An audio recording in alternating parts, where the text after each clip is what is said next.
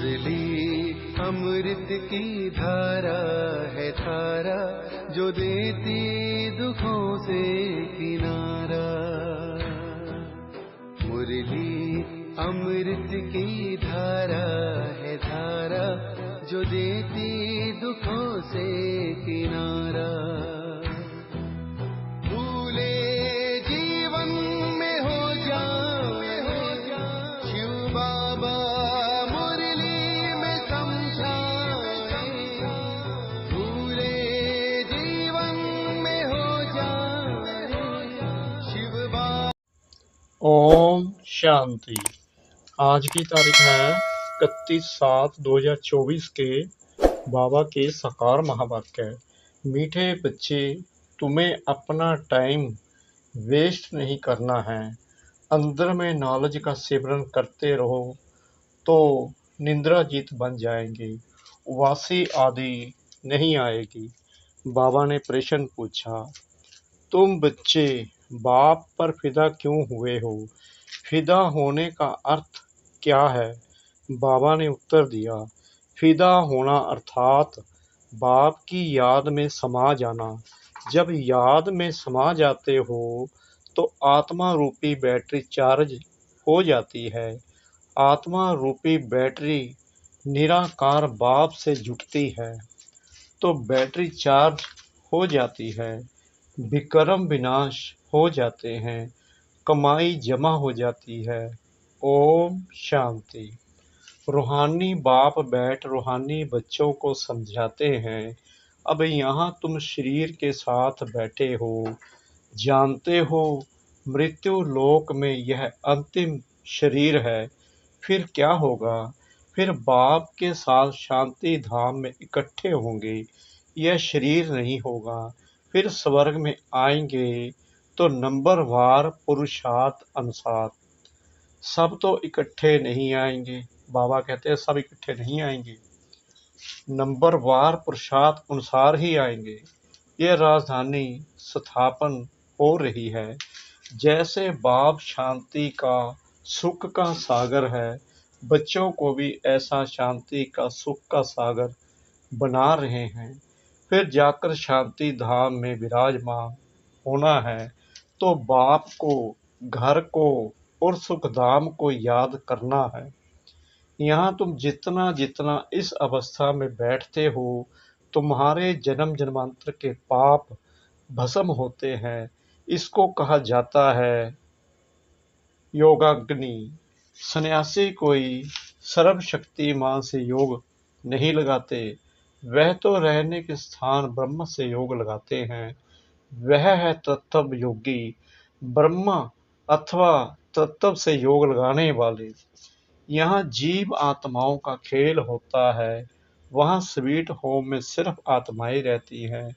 उस sweet home में जाने के लिए सारी दुनिया पुरुषार्थ करती है। सन्यासी भी कहते हैं हम ब्रह्म में लीन हो जाएं। ऐसा नहीं कहते हम ब्रह्म में जाकर निवास करें। यह तो तुम बच्चे अब समझ गए हो। भक्ति मार्ग में कितनी खिटखिट सुनते रहते हैं। यहाँ तो बाप आकर सिर्फ 2 अक्षर ही समझाते हैं। जैसे मंत्र जपते हैं ना, कोई गुरु को याद करते हैं, कोई किसको याद करते हैं, स्टूडेंट टीचर को याद करते हैं। अभी तुम बच्चों को सिर्फ बाप और घर ही याद है। बाप से तुम बरसा लेते हो शांति धाम और सुख धाम का, वही दिल में याद रहता है। मुख से कुछ बोलना नहीं है, बुद्धि से तुम जानते हो शांति धाम के बाद है सुख धाम। हम पहले मुक्ति में फिर जीवन मुक्ति में जाएंगे। मुक्ति जीवन मुक्ति दाता एक ही बाप है। बाप बच्चों को बार बार समझाते हैं टाइम वेस्ट नहीं करना चाहिए। जन्म जन्मांतर के पापों का बोझा सिर पर है। इस जन्म के पापों आदि की तो स्मृति रहती है। सतयुग में ये बातें होती नहीं। यहाँ बच्चे जानते हैं जन्म जन्मांतर के पापों का बोझा है। नंबर 1 है काम विकार का विकर्म, जो जन्म जन्मांतर करते आए हो, और बाप की निंदा भी बहुत की है। बाप जो सर्व को सद्गति देते हैं, उनकी कितनी निंदा की है, यह सब ध्यान में रखना है। अब जितना हो सके बाप को याद करने का पुरुषार्थ करना है। वास्तव में वह सतगुरु कहा जाता है।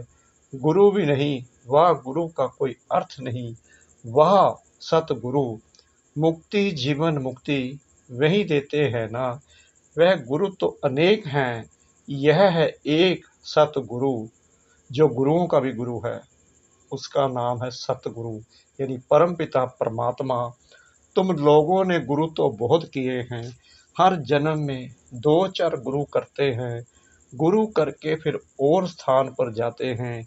शायद यहाँ से अच्छा रास्ता मिल जाए, ट्रायल करते रहते हैं और गुरुओं से, परंतु मिलता कुछ भी नहीं। अभी तुम बच्चे जानते हो, यहाँ तो रहना नहीं है, सबको जाना है शांति धाम। बाप तुम्हारे निमंत्रण पर आए हैं, तुमको याद दिलाते हैं। तुमने हमको कहा है कि आओ, हमको पतित से पावन बनाओ। पावन शांति धाम भी है, सुख धाम भी है। बुलाते हैं हमको, घर ले जाओ। घर सबको याद है। आत्मा फट से कहेगी, हमारा निवास स्थान परम धाम है। परम पिता परमात्मा भी परम धाम में रहते हैं, हम भी परम धाम में रहते हैं। अब बाप ने समझाया है, तुम पर बृहस्पति की दशा बैठी हुई है। यह है बेहद की बात, बेहद की दशा सब पर बैठी है। चक्कर फिरता रहता है। हम ही सुख से दुख में, फिर दुख से सुख में आते हैं। शांति धाम, सुख धाम, फिर यह दुख धाम। यह भी अब तुम बच्चे समझते हो। मनुष्यों की तो बुद्धि में नहीं बैठता। अभी बाप जीते जी मरना सिखला रहे हैं। परवाने क्षमा पर फिदा हो जाते हैं। कोई उस पर आशिक हो, जल जाते हैं, फिदा हो जाते हैं। कोई फिर फेरी पहन चले जाते हैं। यह भी बैटरी है ना। सबका बुद्धि योग उस एक से है। निराकार बाप से जैसे बैटरी लगी हुई है। इस आत्मा के तो बहुत नज़दीक हैं, तो बहुत सहज होता है। बाप को याद करने से तुम्हारी बैटरी चार्ज होती जाती है। तुम बच्चों को थोड़ी मुश्किलात होती है, इनको सहज है, फिर भी इनको पुरुषार्थ तो करना पड़ता है। जितना तुम बच्चों को करना पड़ता है, या जितना नज़दीक हैं, उतना फिर बोझा है बहुत। गायन भी है, जिनके माथे मामला, उनके ऊपर तो बहुत मामले हैं ना। बाप तो है ही संपूर्ण, इनको संपूर्ण बनना है। इनको सबकी देख रेख बहुत करनी पड़ती है। बस दोनों इकट्ठे हैं तो भी ख्याल तो होता है ना। बच्चियों पर कितनी मार पड़ती है, तो जैसे कि दुख होता है। कर्मातीत अवस्था तो पिछाड़ी में होगी, तब तक ख्याल होता है। बच्चियों की चिट्ठी नहीं आती है तो भी ख्याल होता है। बीमार तो नहीं है, सर्विस का समाचार आने से बाप जरूर उनको याद करेंगे। बाबा इस तरह से सर्विस करते हैं। कभी मुरली थोड़ी चलती है, यूं तो भल 2-4 रोज मुरली ना भी आए, तुम्हारे पास पॉइंट्स रहती है। तुमको भी अपनी डायरी देखनी चाहिए। बैज पर भी तुम अच्छा समझा सकते हो। जब आदि सनातन देवी देवता धर्म था, तो और कोई धर्म नहीं था। झाड़ भी जरूर साथ में होना चाहिए। वैरायटी धर्मों का राज समझाना होता है। पहले पहले एक अद्वैत धर्म था। विश्व में शांति, सुख, पवित्रता थी। बाप से ही वर्षा मिलता है, क्योंकि बाप शांति का सागर, सुख का सागर है ना। आगे तुम भी कुछ नहीं जानते थे। अब जैसे बाप की बुद्धि में ये सब है, ऐसे तुम भी बनते हो। सुख का, शांति का सागर तुम भी बनते हो। अपना पोता मैल देखना है, किस बात में कमी है। मैं बरोबर प्रेम का सागर हूँ, कोई ऐसी चलन तो नहीं है जिससे कोई नाराज होता हो। अपने ऊपर नज़र रखनी है। ऐसे नहीं समझना है कि बाबा आशीर्वाद करेंगे तो तुम यह बन जाएंगे, नहीं। बाप कहते हैं मैं ड्रामा अनुसार अपने समय पर आया हूँ, मेरा यह कल्प कल्प का प्रोग्राम है। यह ज्ञान दूसरा कोई दे ना सके। सत बाप, सत टीचर, सत गुरु एक ही है, यह भी पक्का निश्चय है तो तुम्हारी विजय है। इतने अनेक धर्म जो हैं उन सब का विनाश होना ही है। जब सतयुगी सूर्यवंशी घराना था तो और दूसरा कोई घराना नहीं था। फिर भी ऐसे ही होगा। सारा दिन ऐसे ऐसे अपने से बातें करते रहो। ज्ञान की पॉइंट्स अंदर टपकनी चाहिए, खुशी रहनी चाहिए। बाप में नॉलेज है, वह तुमको अब मिल रही है, उसको धारण करना है। इसमें टाइम वेस्ट नहीं करना चाहिए। रात को भी टाइम मिलता है। देखते हैं आत्मा ऑर्गन से काम करते करते थक गई है तो फिर सो जाती है। बाप तुम्हारी भक्ति मार्ग की सब थक दूर कर अथक बना देते हैं। जैसे रात को आत्मा थक जाती है तो शरीर से अलग हो जाती है, जिसको नींद कहा जाता है। सीता कौन है? आत्मा के साथ कर्मेंद्रियां भी सो जाती हैं। तो रात को सोते समय भी बाप को याद कर ऐसे ऐसे ख्यालात करते सो जाना चाहिए। हो सकता है पिछाड़ी में रात दिन तुम नींद को जीतने वाले बन जाओ, फिर याद में ही रहेंगे, बहुत खुशी रहेगी। 84 के चक्कर को फिराते रहेंगे। उबासी बा झुटका आदि नहीं आएगी। है नींद को जीतने वाले बच्चों, कमाई में कभी भी नींद नहीं करना है। जब ज्ञान में मस्त हो जाएंगे तब तुम्हारी अवस्था वह रहेगी।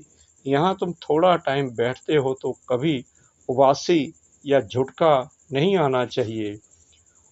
और तरफ अटेंशन जाने से फिर उबासी आएगी। तुम बच्चों को यह भी ध्यान में रखना है कि हमको औरों को भी आप समान बनाना है। प्रजा तो चाहिए ना, नहीं तो राजा कैसे बनेंगे? धन दिए धन ना कूटे। दूसरे को समझाएंगे, दान देते रहेंगे तो कभी खूटेगा नहीं। बाबा कहते हैं ये जो मैं तुमको ज्ञान दे रहा हूँ, ये ज्ञान औरों को भी दो।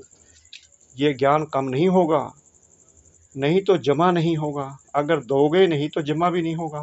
मनुष्य तो बहुत मनहूस भी होते हैं, धन पर बहुत लड़ाई झगड़े वो पड़ते हैं।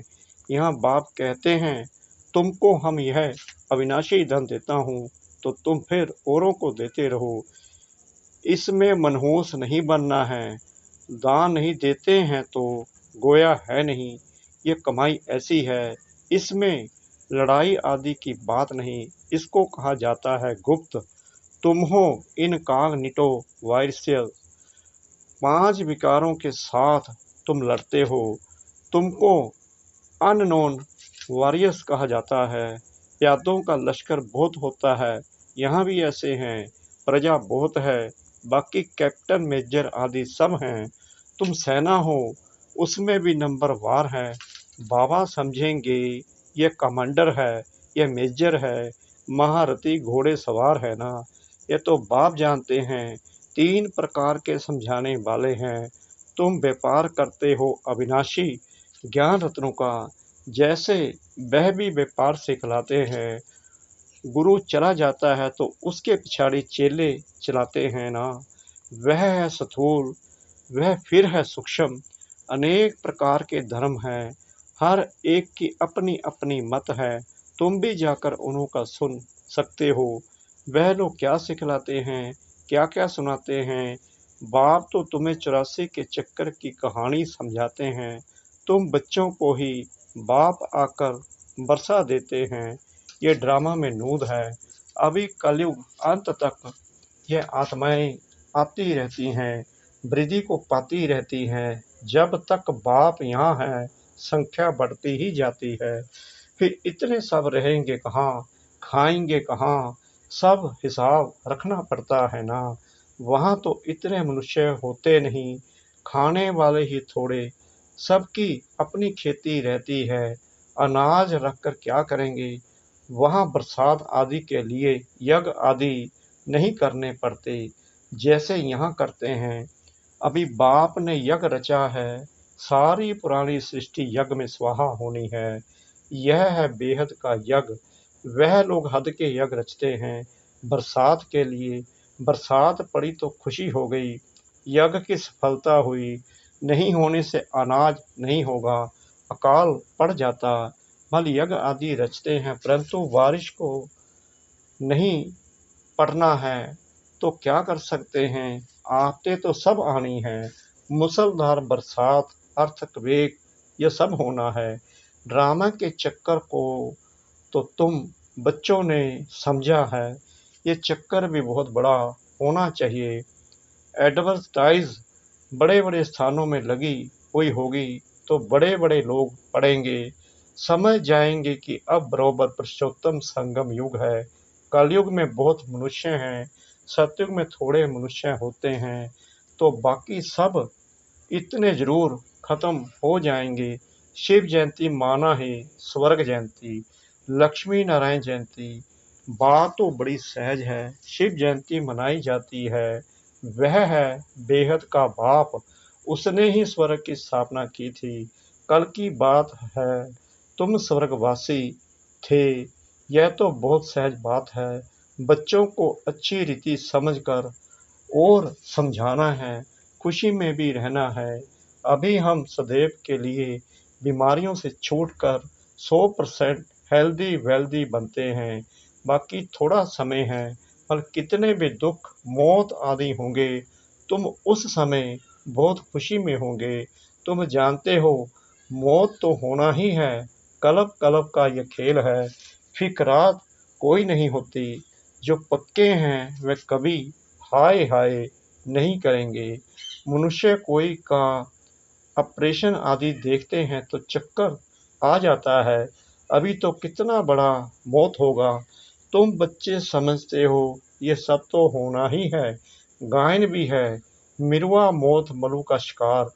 इस पुरानी दुनिया में तो बहुत दुख उठाया है, अब नई दुनिया में जाना है। अच्छा, मीठे मीठे सिकरते बच्चों प्रति माता पिता बाप दादा का याद प्यार और गुड मॉर्निंग। रूहानी बाप की रूहानी बच्चों को नमस्ते। हम रूहानी बच्चों की रूहानी बाप दादा को श्रद्धा भरी प्रेम भरी नमस्ते। शुक्रिया बाबा, शुक्रिया बाबा, शुक्रिया बाबा, इस मीठी मीठी मीठी मुरली के लिए। धारणा के लिए मुख्य सार नंबर 1, बाप से अविनाशी ज्ञान धन लेकर दूसरों को दान करना है। ज्ञान दान करने में मनहूस नहीं बनना है। ज्ञान की पॉइंट्स अंदर टपकती रहे। राजा बनने के लिए प्रजा जरूर बनानी है। नंबर 2, अपना पोता मैल देखना है। मैं बाप समान प्रेम का सागर बना हूँ,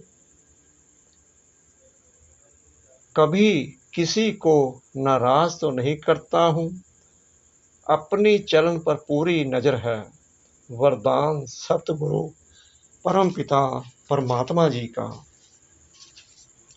ज्ञान के साथ गुणों को इमर्ज कर सर्वगुण संपन्न बनने वाले गुण मूर्त भव। हर एक में ज्ञान बहुत है, लेकिन अब आवश्यकता है गुणों को इमर्ज करने की। इसलिए विशेष कर्म द्वारा गुणदाता बनो। संकल्प करो कि मुझे सदा गुणमूर्त बन सबको गुणमूर्त बनाने के कर्तव्य में तत्पर रहना है। इससे व्यर्थ देखने सुनने व करने की फुर्सत नहीं मिलेगी। इस विधि से स्वयं की व सर्व की कमजोरियां सहज समाप्त हो जाएंगी। तो इसमें हर एक अपने को निमित्त अव्वल नंबर समझ सर्वगुण संपन्न बनने और बनाने का एग्जाम्पल बनो। स्लोगन मनसा द्वारा योगदान, वाचा द्वारा ज्ञान दान और कर्मना द्वारा गुणों का दान करो। मनसा द्वारा योगदान, वाचा द्वारा ज्ञान दान और कर्मणा द्वारा गुणों का दान करो। ओम शांति।